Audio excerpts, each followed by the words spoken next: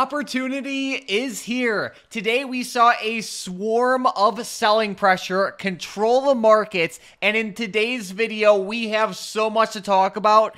It is reported that hedge funds are about to start dumping $30 billion worth of stocks very soon. On top of that, we have rates hitting 16-year highs, and just about everything is heating up big time. If you're going to watch one of our videos to the end this week, make it this one. We have so much to talk about. Opportunities here, and like normally in these times is where a lot of money is made. So with that being said, Tom, let's jump right into it. Yeah, the market over the past few days, it was kind of consolidating, got really choppy at this trend line and at this big support around 425 to 426. And what did we see today? We saw that trend line finally give out on the daily chart of SPY, and we got a huge move to the downside here. And there was a bunch of content as of why this fell. I think the hedge fund news might really scare some traders, so stick around for that coming up soon. But man, this downwards price action was something else. Like you said, there were opportunities all across the board, and big stocks that inverse the SPY and the QQQ like SQQQ and SPXS were on fire, and UVXY was also on fire, up 13% again. This thing, I feel like it's having 13% days all the time lately, so it's good to see it coming back, Mike. That VIX is picking up, and that means it's going to be even funner or more fun for options traders out there. You know it. Well, with that being said, Tom, like we've been talking about for most of this week, we are in a time of the year that is usually pretty bearish for the market. And looking at this chart, we can see that historically speaking, and especially in the bright red text, exactly where we are in the market is normally a time when stock prices continue to fall. We all know that September is the worst month for the stock market each year normally, and it was definitely red this year, and most of the time the stock market ends up continuing down at least into the beginning of October and then eventually coming back up. But Tom, by a lot of historical measures, we are in a pretty weak period of the year, and I'll tell you, the market has been reacting very, very well to historical averages like these ones this year.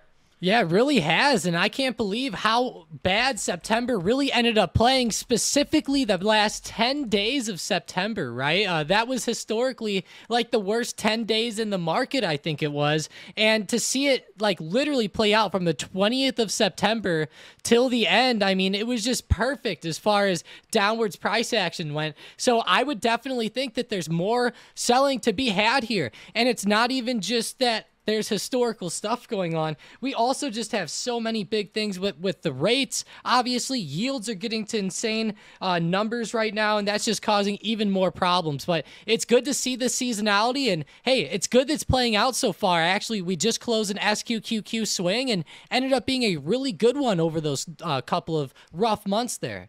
You know it. Great stuff there. But, seasonality isn't the only thing showing some bearish signs. There's actually a crazy report from UBS saying that hedge funds using computers could be selling $30 billion of stocks very soon. For those of you who don't know, most of the time and most of the volume in the stock market is actually from like computers and algorithmic trading systems. And when they make big moves, it almost always has a giant effect on the market. And when you see a report like this, obviously it's pretty big, and any $30 billion trade is not only not a good thing to see, but it also has an absolutely direct effect into, current market price action. Yeah, I mean, to see these hedge funds doing this is pretty scary at the moment, Mike. I mean, just given all the selling that we've already had, and they're going to have to add more fuel to the fire here,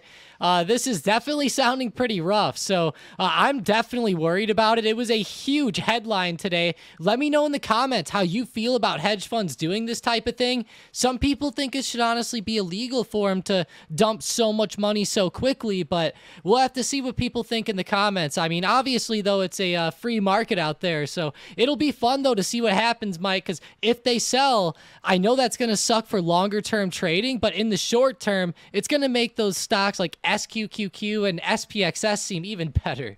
Yeah, these events are what brings in some of the best short-term opportunity in the market. So I'm loving the way volatility is increasing. And I bet a lot of people are looking at the market right now and they're, a little bit confused. Like, the news we had today wasn't anything too crazy, but they're still probably wondering, like, why is the market actually falling? And that has to do with interest rates / yield. So basically what we've seen over the past year is inflation rise a lot, and in turn, interest rates rose a ton, right? You could look at mortgages, you could look at auto loans, you could look at treasury yields, whatever you want. They are soaring to the upside, so much so that the 10-year treasury yield just hit a 16-year high. So obviously that is pretty notable, and hint, hint, it's not a good thing. When you see yields rising this much, that puts direct selling pressure into the market. And in the same way that yields are rising, mortgages actually hit their highest level since 2000, and that's 8%. So, we're just seeing like a kind of like a swarm of just bad things happening all at once. Yeah, and it seems like it's starting to have that snowball effect too. And I've seen the fear index lately has been getting crazy to the fear side. So it's definitely pretty scary in the short term. And, mortgages rising has just such a bad feeling across the economy, doesn't it? Like, whenever you see the housing prices now and you see the monthly payments being like, $3 to $4 grand on something that was once like 1.5 to $2 grand or like 2.5 grand, you're like, man, like these payments are getting kind of insane, even for like normal type of housing. So, I'm not talking like mansions or anything crazy here either, so it's insane lately to see how these mortgage rates have been, and it really hurts people out there. If you've been feeling any pressure lately, let us know in the comments, because a lot of people definitely have. And I know that just even grocery store prices have been kind of insane. Sure, they might have came down a little bit from highs, but I feel like it's just a bad ripple effect all across the economy right now with what the feds are doing to try to fight that inflation. Yeah, and like the main thing when it comes to like stock market price action and like interest rates is what you need to know is the higher interest rates go, the worse it is for the stock market. The easiest way to gauge what interest rates are doing is go to ticker symbol TLT. Basically, if you see this falling, that means interest rates are rising. So that's your quick guide. If TLT is rising, that means interest rates are falling. And when interest rates rise, it's bad for the stock market. Remember that going forward. It will help you a lot. Yeah, and especially whenever it's down this much. I mean, look at TLT recently. I thought maybe we would hold support around 92 or 90, but ended up flying right through there lately, all the way to 85 at this point. I feel like buying up some TLT, but the feds are kind of expected to keep these rates high all the way till like June of next year. So that is pretty worrying for me to see as well. But yeah, it's just, whenever you see mortgage rates combined with TNX here, it is just a scary sight. And, looking at TNX on the chart, I know that it's weird. Like these yields have been kind of like breaking some trend lines and getting this huge breakout going on the daily chart. I kind of said this to Mike earlier, these kind of go off percentages, right? Like if we use US 10Y, it's up around 4.795%. It's kind of like a penny stock lately, the way that these things have been pumping. I mean, Mike, this looks like GameStop in its prime almost. And that's not a good thing when you're talking about interest rates, let me tell you. And, a lot of people look at interest rates right now and they'll say, well, why are they rising so much? And it's a combination of inflation, but it's also a combination of Jerome Powell and the Fed, saying that they're going to keep rising interest rates or they might stay higher for longer. But it's also, in some part due to the way basically what we're seeing big money traders do. So for example, on this chart right here, we can see the yearly net positioning in US Treasuries, and that shows that over the past year, there have been giant short positions open. So basically what we're seeing is a lot of hurt in the, interest rate market, and these big money players are just like pushing down on that wound to make it hurt even more and causing rates to go even higher, which is in a way kind of causing like a snowball effect. So that's just something else to keep in mind. This is actually a very scary chart to see, Mike. I mean, this is pretty rough. So I hope 2024 is a little bit better than this, but I would expect the first half might be pretty equal. So we'll have to see what happens. But that is a pretty scary thing to see, and it just shows that those big players are like looking for those yields to kind of continue the way that they're going, and it's just a terrible sight to see, I guess, for the overall market. But hey, like we keep saying, you know, it's not all doom and gloom out there, right? Like a lot of this sounds really negative, and yes, it is negative for the market, but that doesn't mean it has to be negative for you. That's the big thing. We can always work around this. There's a lot of put opportunities out there, and there's just so many stocks that are kind of overvalued at the moment. One being like Nvidia, that's still very, very high. Like a lot of these stocks still have a ton of room to the downside.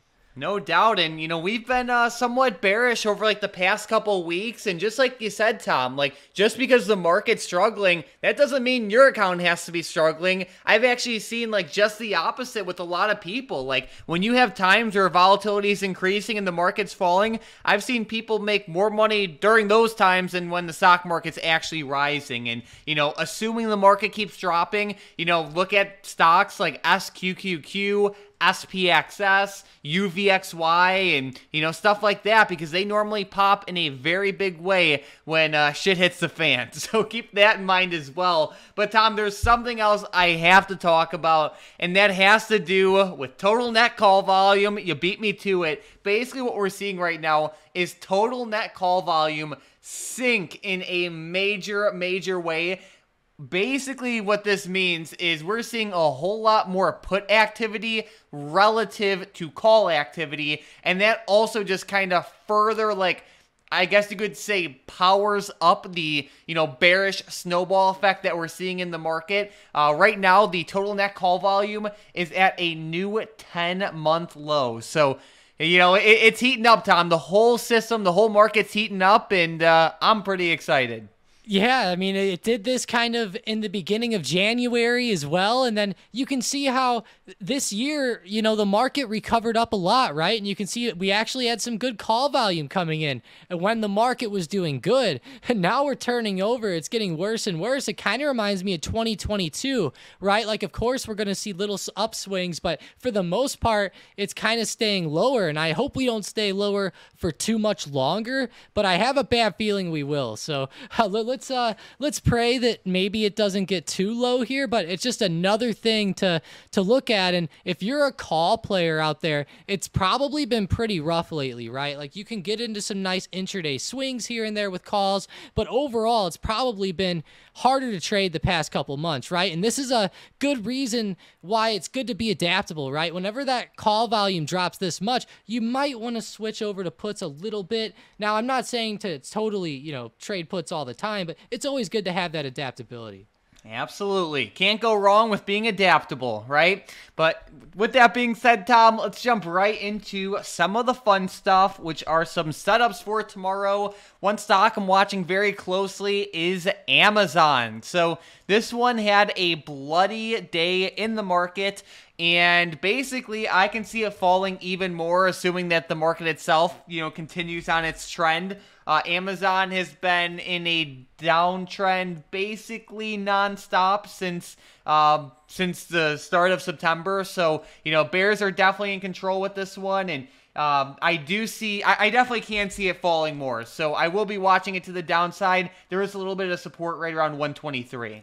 Yeah, this is pretty big here with Amazon. That move down today was a huge drop, and this almost makes this looks like a dead cat bounce in a way. Like if we get another bad drop tomorrow, boy, that's gonna look pretty rough, and it's looking bad for a lot of the tech stocks out there. I know I talked about Nvidia already a little bit. I gotta go with them again, though. They are straddling a trend line that they've been actually following to the upside here for a little while, and today is kind of like the first big red day where we've came down and tested that trend line again. If we get under 432 tomorrow, I will be looking at puts maybe down to around 430 as a first target, and then 426 as a second target. There's also some some support at 428 if you want to watch that. But overall, NVIDIA is a pretty bearish play in my opinion, and I'll definitely be looking for this trend line to break. It had a pretty rough move, kind of like Amazon, and it was just a rough day overall for all tech stocks. Like we go even to Apple, Microsoft, like the beginning of the day especially was really bad. It was nasty. It was a bloodbath, seriously. There was so much selling pressure, but like I've been saying, I like this volatility. And speaking of volatility, my next play is UVXY. When you see volatility and fear increasing, this moves up in a major way. That's why it had such an amazing day today. This is awesome for short-term trades when there's a lot of selling pressure, but this is not a stock you want to hold for the long term. Yeah, it's really not. I mean, it's just one of those stocks that it's okay to swing it for a little while, but as you hold it too long, you can see over time it generally goes down. But these upswings that UVXY can have is insane. Like in August of 22, this thing had a 50% uptrend. The last major uptrend it had was, honestly, let's see, it just ran up 42% recently. So another 13% today. I love it, Mike. Definitely keep an eye on UVXY. With my next play, I'm going with Visa to the downside. These credit cards and banks have been pretty rough lately, and Visa's another stock straddling a big trend line here. So if we end up breaking, I'll be looking for more movement down, and it's very fitting, right? We have tons of stocks touching trend lines while the SPY is breaking its trend line. It's like, I don't know, it seems like everything's lining up a little bit too perfectly here. Alrighty, well, it's now about that time for the momentum plays, and with the first one, we have Microsoft, one of the tech powerhouses, to the downside. MSFT, they're approaching a big support around 310. If they break under that tomorrow, look for puts. That's going to be a major level to watch. All right, with the next one, we have Meta, also to the downside. Now, this one was really fun today. It's straddling $300. This is going to be an awesome one tomorrow. If it breaks under $299.60, then go ahead and look at puts. It's just under that $300 support. If that breaks, I think this thing could start free falling like it did this morning. Yep, I like it. That $300 support is crucial. And then with the last one, we have Tesla for both directions. Tesla, yeah, they've been kind of holding up a little bit better the past day or so, but still kind of moving down. If they fall under 244, go ahead and eye up those puts. It's just under that low of day. I noticed a big hit there on Monday, so keep that in mind. But if they end up moving back above 250, then look at calls. That 250 overhead resistance will be pretty big, and that was obviously a huge level going into today. And what it do? Rejected right off there. Perfect. So we have that upside level for Tesla. If it breaks above that, we're watching it to the upside. We have the downside level for a play down. And then you can't forget about Meta and Microsoft with their downside levels as well. If they break below those levels, we are watching them to the downside. But Tom, today's big money play is obviously actually pretty big. It's at $8.7 million trade. But it's also very interesting. So today we are looking at LVS. And for those of you who don't know, this is Las Vegas Sands. And someone dumped $8.7 million into the LVS 45 strike call options today that expire on December 15th of 2023. This is one of the bigger big money trades that we've seen. And with the recent cyber attacks in Vegas, I can see why, someone might want to make an upside trade on LVS. But at the same time, if the market keeps moving the way it has been in the short term, it'll be very hard for LVS to move to the upside. So that is definitely a little risk to keep in mind. And it definitely makes me a little bit skeptical of this big money play. I'm going to keep a close eye on it regardless, because I do with all big money plays. But, this one's just worth watching a little bit extra closely, I guess. Man, that is a lot of money, and it makes me initially want to be really bullish, right? But like you said, during these types of economic times, these casinos generally do really, really bad, right? If we go back to any time where there's been like a lot of economic constriction, these casinos generally take huge hits. Like look at COVID.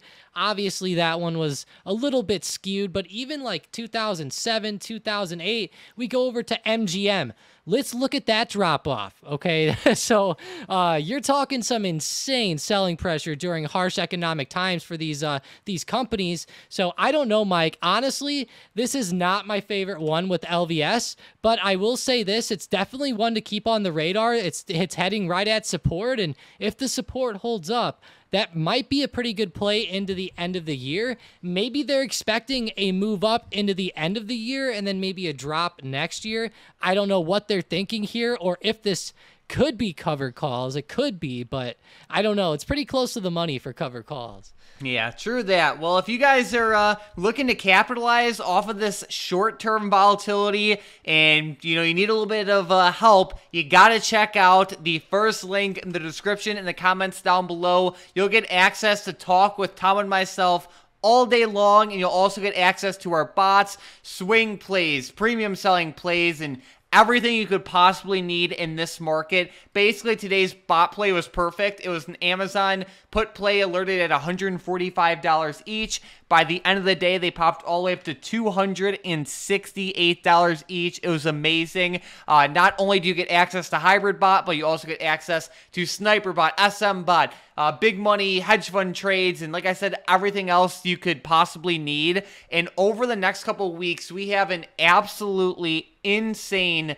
new feature coming that's going to blow a lot of people's minds. I am so excited for it, and I know most of you will be mind blown. You guys are going to love it. So it's really awesome. It is the program to join if you're into short-term trading. And in the worst case scenario, if you don't like it, you can cancel at any time. Again, it'll be that first link in the description, in the comments down below. But Tom, while we're in the Discord, let's give a giant shout out to today's member of the day, which is Max Set, who had just under $1,000 day trading. He said, "You guys got my portfolio looking good," but awesome discipline there. I know once he was up a good amount, he just said, I'm not going to be greedy, and he closed out most of his positions, and he called it a day. So great job. Yeah, it was awesome trading, Max Set. I love the name, too. I think that's a working out type of thing there, so I love that. But, yeah, great trading today, 23%, never bad. And, it's always good to lock in, right? Don't get too greedy. You got to keep that mindset sharp. So, great stuff, Max Set. I love to see it, and thanks for joining on the live stream this morning as well. There we go. But Tom, everything is heating up in the market right now, whether you're looking at individual stocks, whether you're looking at rates, whether you're looking at SPY, everything's heating up. Volatility is increasing, opportunities here. Do you have any final thoughts, or is there anything else that you want to cover heading into tomorrow? Yeah, I might as well mention, some of this economic data coming out at 10 a.m. Eastern time. We're going to see some ISM services PMI. This could be pretty big.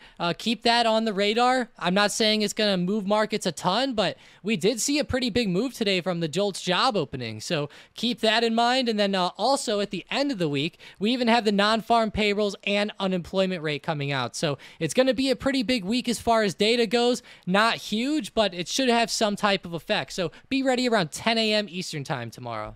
Perfect. Well, thank you guys so much for watching. I hope you guys are as excited as we are. Markets moving like this is somewhat rare, but a lot of times there is a ton of opportunity associated with it. Again, check out that first link in the description and the comments down below to join in on the action. But besides that, guys, let's have an amazing week in the market.